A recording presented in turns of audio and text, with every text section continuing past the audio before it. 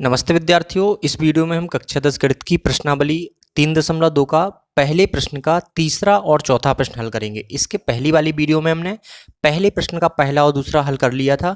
तो देखिए इसमें तीसरा प्रश्न हम पहले हल करते हैं। अब इसमें देखिए आपको दो रैखिक समीकरण दिए गए हैं, ठीक है ना। तो प्रश्न क्या कह रहा है इसको पढ़ लेते हैं। निम्न रैखिक समीकरण युग्म को प्रतिस्थापन विधि से हल कीजिए।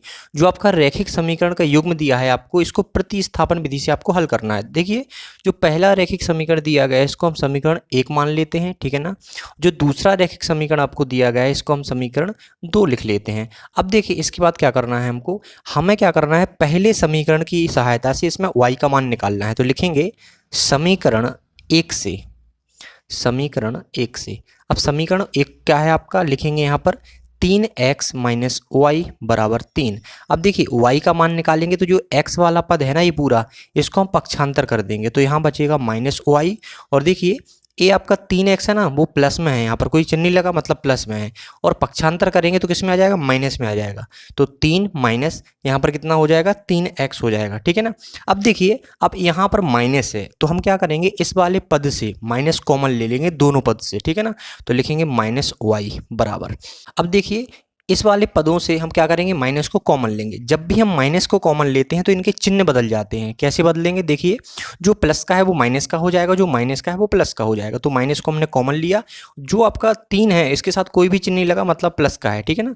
जब भी प्लस से हम माइनस कॉमन लेते हैं तो माइनस बचता है आपका, तो यहाँ पर -3 आ गया, मतलब चिन्ह बदल जाता है। जो प्लस का है वो माइनस का हो जाता है, जो माइनस का है वो प्लस का, मतलब 3x किसका हो जाएगा आपका, प्लस का हो जाएगा, प्लस 3x। इस तरह से आपने ये कर लिया। अब देखिए जब भी दोनों तरफ आपका क्या हो, माइनस हो, तो माइनस से माइनस कट जाता है या कैंसिल हो जाता है। तो यहाँ बचेगा प्लस का y और ये भी माइनस कट जाएगा, तो यहाँ बचेगा माइनस का 3 प्लस 3x। इस तरह से आपने क्या निकाला, y का मान। अब हम क्या करेंगे, इसको समीकरण 3 लिख सकते हैं। अगर आप ये चाहें जो माइनस की संख्या पहले लिखी है ना, इसको क्या करते हैं पीछे कर देते हैं, जो 3x प्लस का है इसको आगे करते हैं। तो लिखेंगे यहाँ पर y बराबर जो 3x है यहाँ पर लिखेंगे 3x माइनस 3, ठीक है ना। ये आपका समीकरण नंबर 3 हो गया। अब क्या करेंगे हम, अब देखिए इसको आगे कैसे सॉल्व करेंगे। जो आपका समीकरण 3 में y का मान आया है इसको हम समीकरण 2 में रखेंगे। तो लिखेंगे y का मान, देखिए यहाँ पर y का मान समीकरण 2 में रखने पर, समीकरण 2 में रखने पर। अब देखिए समीकरण 2 में हम रखेंगे y का मान कहाँ से, 3 से, समीकरण 2 में, ठीक है ना, रखने पर। देखिए समीकरण आपका 2 क्या है उसको हम यहाँ पर लिखते हैं 9x माइनस 3y बराबर 9, ठीक है ना। अब y का मान कितना है, 3x माइनस 3 है यहाँ पर, ठीक है। तो यहाँ लिखते हैं 9x माइनस 3, ठीक है। y का मान कितना है आपका, 3x माइनस 3, तो यहाँ लिख लेते हैं 3x माइनस 3 y की जगह पर, ठीक है ना, बराबर में 9 रहेगा। अब इसको हम हल करेंगे तो यहाँ 9x आ जाएगा माइनस, अब 3 का गुणा होगा हमारा पूरा इसके अंदर, ठीक है। तो माइनस का भी गुणा होगा साथ में, ठीक है ना। तो देखिए -3 का गुणा जब 3x में होगा तो माइनस का 9x आ जाएगा, 3 3 का 9 और x का x और माइनस का माइनस रहेगा, क्योंकि ये प्लस का है ये माइनस, जब प्लस और माइनस का मल्टीप्लाई होता है माइनस ही आता।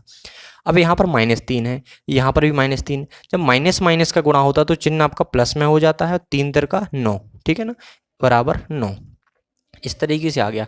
अब क्या करिए, अगर आप देखिए 9x में से 9x को माइनस करेंगे तो आपका क्या आएगा, 0 आएगा। तो यहाँ पर लिखेंगे 0 प्लस 9 बराबर 9, ठीक है ना। अब 0 प्लस 9 को हम जोड़ेंगे तो 9 ही आएगा, यहाँ पर बराबर में क्या है 9। अब देखिए यहाँ पर आपने x का मान नहीं निकाल पाए, लेकिन यहाँ पर जो आपका दोनों पक्षों में बराबर संख्याएं आई हैं, ठीक है ना, मतलब दोनों पक्ष LHS आपका RHS के बराबर हो गया। तो जब ऐसी कंडीशन हो तो क्या होता है, आपको लिखना पड़ता है कि यहाँ पर x के कई मान होंगे, क्या होंगे, बहुत सारे मान हो सकते हैं। तो हम यहाँ पर लिख सकते हैं जहाँ x कोई भी, जहाँ x कोई भी मान ले सकता है, ये आपको फाइनली लिखना है, जहाँ x कोई भी मान ले सकता है। जब ऐसी कंडीशन हो जब x का मान निकाल रहे हो, ठीक है ना, या y का तो यहाँ पर ठीक है, अब x का मान निकालना था यहाँ पर। तो देखिए तो हम क्या करेंगे, लिखेंगे जहाँ x कोई भी मान ले सकता है, अर्थात इसका मतलब क्या होता है, अर्थात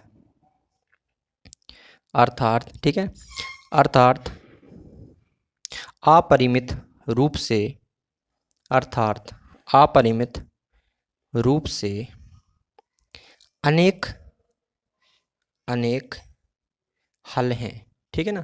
इसके क्या होंगे, अनेक हल होंगे। जो ये वाला हमारा युग्म है ना, इसमें क्या होगा, x कोई भी मान ले सकता है, इसलिए क्या होंगे, इसके अनंत हल हो सकते हैं, क्योंकि x का अगर मान बदलेगा तो y का भी क्या है, मान बदल जाएगा। तो x के जितने ज़्यादा मान होंगे तो y के भी उतने ज़्यादा मान होंगे। तो यहाँ लिखना पड़ेगा, आपको यह याद करना है, जहाँ x कोई भी मान ले सकता है, अर्थात अपरिमित रूप से अनेक हल होंगे, हैं, ठीक है ना, हैं या होंगे, ठीक है ना, ये आपको लिख लेना है। इस तरह से आपने पहले प्रश्न के तीसरे प्रश्न को हल कर लिया।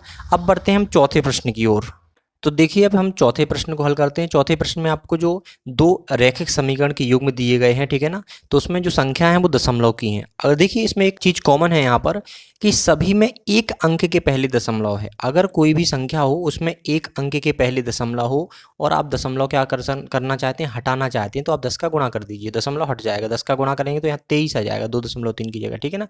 तो आपको क्या करना है, अगर ये समझ में नहीं आ रहा है आपको कैसे गुणा करेंगे, तो हमारे चैनल पे बहुत सारी दशमलव की वीडियो हैं, आप उनको देख सकते हैं, ठीक है ना। देखिए, अब हम क्या करेंगे, दोनों समीकरणों में 10 का गुणा कर देंगे, दोनों पक्षों में करना है, ठीक है ना, बराबर के इस साइड बराबर के उस साइड, मतलब LHS और RHS दोनों जगह करना पड़ेगा। तो यहाँ करना पड़ेगा ब्रैकेट लगा के। तो हमने ब्रैकेट लगाया और 10 का यहाँ गुणा कर दिया। अब देखिए, 10 का गुणा करने पर इनका क्या हो जाएगा, दशमलव हट जाएगा। तो देखो कैसे हटेंगे। अब देखिए, सबसे पहले 10 का गुणा 0.2 में होगा तो दशमलव हट जाएगा, तो यहाँ बचेगा आपका 2x, ठीक है ना, 2x आएगा, प्लस 0.3 में होगा तो यहाँ पर 3y हो जाएगा, बराबर 1.3 में होगा तो आपका 13 आ जाएगा यहाँ पर। ये समीकरण नंबर आपका 1 हो गया। इसको हम 1 मानेंगे, यहाँ हम नहीं मानेंगे, हम यहाँ पर मानेंगे, ठीक है ना। अब 10 का गुणा हम 0.4 में करेंगे तो आपका 4 हो जाएगा, क्योंकि सभी में एक अंक के पहले दशमलव है, ठीक है ना, 4x हो जाएगा।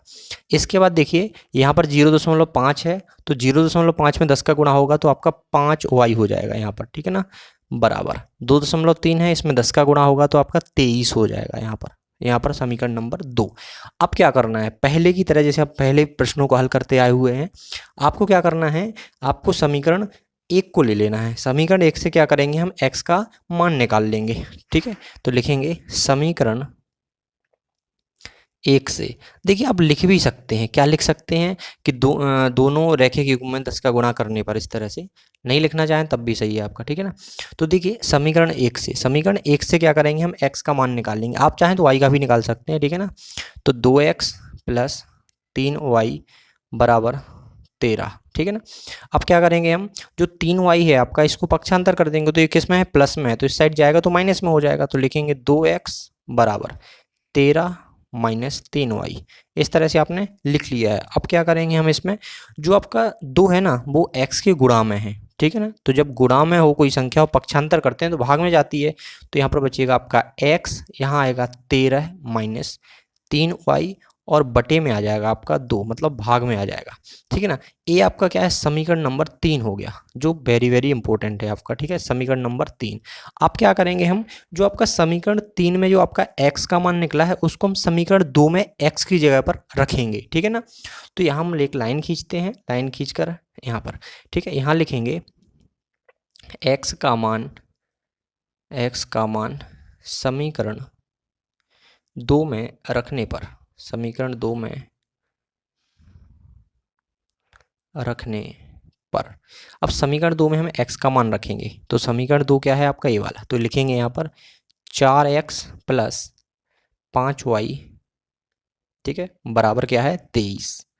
4x प्लस 5y बराबर 23। अब क्या करेंगे, जहाँ x लिखा है वहाँ x का मान रखेंगे, तो यहाँ देखिए, यहाँ लिखेंगे 4, x का मान क्या है, ये वाला 13 माइनस 3y बटे 2, ठीक है ना। तो यहाँ हम ब्रैकेट लगाएंगे, यहाँ लिखेंगे 13, क्योंकि गुणा में है ना, तो ब्रैकेट लगाएंगे तो मतलब गुणा में होता है, ठीक है ना।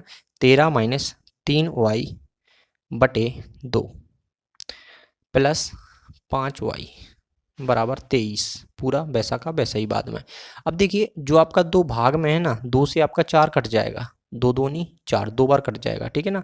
तो यहाँ बचेगा आपका 2, यहाँ क्या बचा ब्रैकेट में आपका 13 माइनस 3y, 2 तो आपका नीचे का कट ही गया, प्लस 5y बराबर 23, इतना हो गया आपका। अब देखिए, जब हम 2 का गुणा ब्रैकेट के अंदर करेंगे तो पहले 13 में होगा, फिर माइनस 3y में होगा, तो 2 का गुणा जो 13 में होगा तो 26 आएगा आपका, कितना आएगा 26 आएगा। तो यहाँ लिखेंगे 26 माइनस, अब देखिए माइनस 3y में होगा तो 2 का गुणा तो कितना हो जाएगा, माइनस का 6y, 2 दिया 6 तो 6y हो जाएगा माइनस का, प्लस 5y बराबर 23।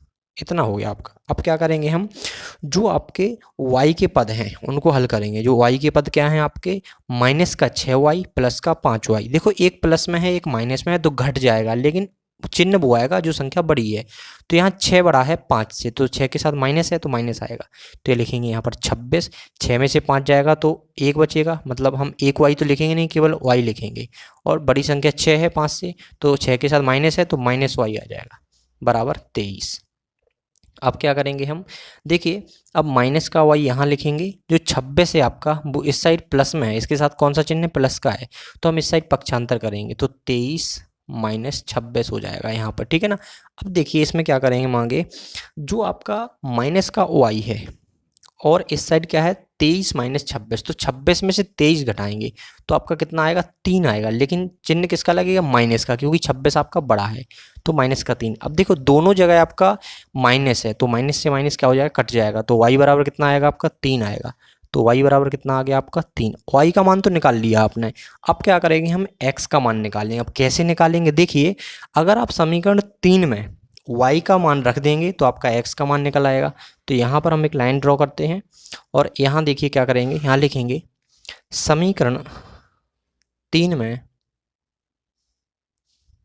y का मान रखने पर, y का मान रखने पर, तो समीकरण 3 में जब हम y का मान रखेंगे तो y का मान कितना है, 3। समीकरण 3 क्या है आपका, x बराबर 13 माइनस 3y बटे में क्या है आपका 2, ठीक है। तो x बराबर 13 माइनस 3 और y गुणा में है, ठीक है ना। तो देखिए यहाँ पर 3 गुणा y का मान कितना है, 3 है, तो यहाँ 3 लिखेंगे, इसको ब्रैकेट में कर देते हैं, बटे में क्या रहेगा आपका 2 रहेगा, ठीक है ना। इतना हो गया। अब देखिए यहाँ पर x बराबर क्या निकलेगा, 13 माइनस 3 का जब 3 में गुणा करेंगे तो 9 आएगा, तो एक ही संख्या है इसलिए ब्रैकेट हटा देंगे, बटे में 2, ठीक है ना। अब हम क्या करेंगे, जब आप 13 में से 9 को माइनस करते हैं तो कितना बचता है आपका, 4 बचता है, ठीक है ना। तो यहाँ पर भी लिख सकते हैं हम x बराबर 4/2, ठीक है ना। जब हम क्या करेंगे, अब 4 में हम 2 का भाग देंगे तो 2 बार जाएगा, 2 दूनी 4, तो कितना आ जाएगा आपका x बराबर 2। तो आपको क्या है, जो आपके प्रतिस्थापन विधि होती है इसमें आपके रैखिक समीकरण के क्या मिलते हैं, आपको चरों के मान मिलते हैं, ठीक है ना। तो प्रतिस्थापन विधि से आपने इस वीडियो में तीसरे प्रश्न को चौथे प्रश्न को हल किया है। तीसरा थोड़ा इंपॉर्टेंट था क्योंकि उसमें x का कोई मान नहीं निकल रहा था, क्योंकि दोनों पक्षों में बराबर संख्याएं आ रही थी। चौथे प्रश्न में आपने क्या किया, ये भी इंपॉर्टेंट था क्योंकि आपको इसको सरल बनाना है। देखो दशमलव में भी हल हो जाएगा, ऐसा नहीं कि नहीं होगा, हो जाएगा, लेकिन क्या किया आपने, दशमलव को हटाया 10 का गुणा करके, ठीक है। तो आपने इसमें y बराबर 3 निकाला है, x बराबर क्या निकाला है आपने, 2 निकाला है। तो इस तरह से आप इस प्रश्न को हल कर सकते हैं। तो आशा करते हैं आपको वीडियो पसंद आई होगी। अगर आपको वीडियो पसंद आती है तो वीडियो को लाइक करें और हमारे चैनल को सब्सक्राइब करना ना भूलें। Thanks for watching.